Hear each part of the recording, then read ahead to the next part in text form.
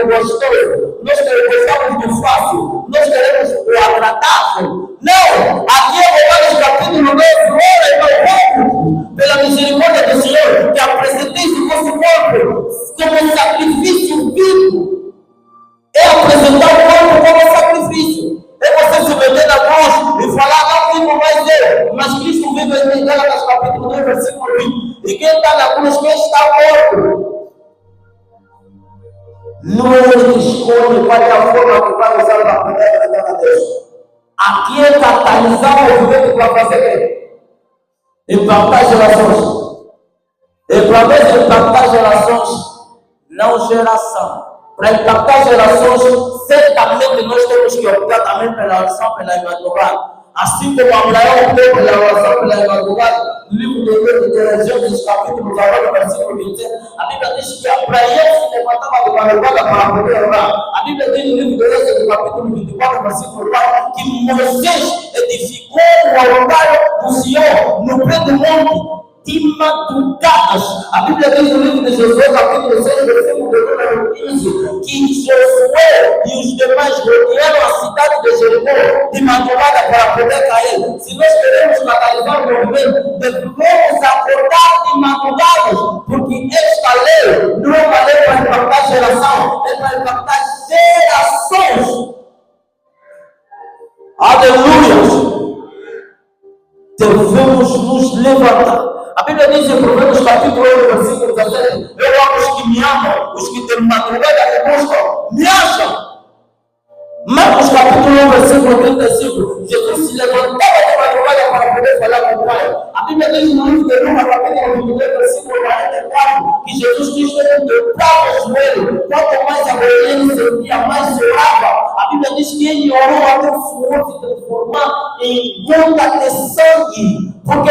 Porque o movimento que Jesus queria trazer na terra deveria impactar não só o século 1, mas o século 2, 3, 4, 5, 6, 7, 8, 9, 10, 11, 12, todos os séculos. Aleluia! Por isso que ele teve que soar sangue. Olha esse tipo de catalisação que queremos fazer, que vai impactar gerações, e nós não queremos nem suar calor.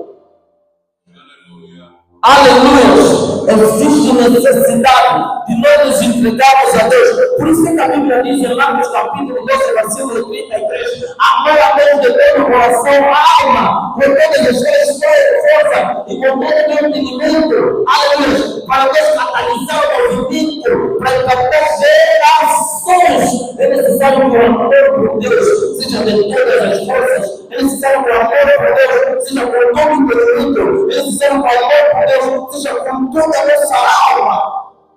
E ainda vimos no meio de nós pessoas que para fazer uma determinada coisa têm que obrigar. Se é para Deus, a evangelização não deve ser uma obrigação. Como é que você diz que amas a Deus, mas para evangelizar tem que te obrigar? Eu te repreendo. Isso está bem claro que você não tem nenhum amor por Deus. E o mais preocupante é o quê? É que amar a Deus com todas as forças. Amar a Deus. Senhor, está forte aqui.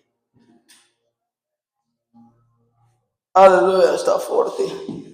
Amar a Deus com todas as forças te obriga você a demonstrar alguma coisa.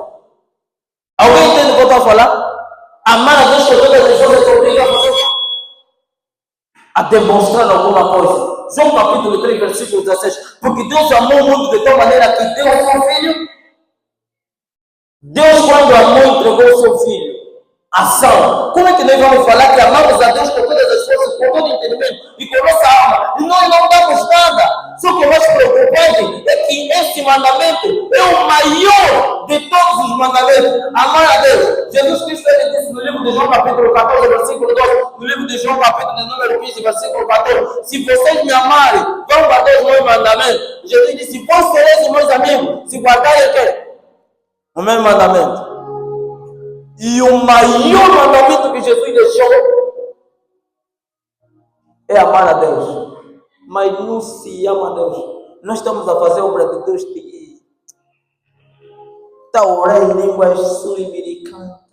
Muita vaidade. Irmão, quando é para fazer a obra de Deus, é fazer com fervor, amém? A Bíblia relata no livro de Isaías, capítulo 11.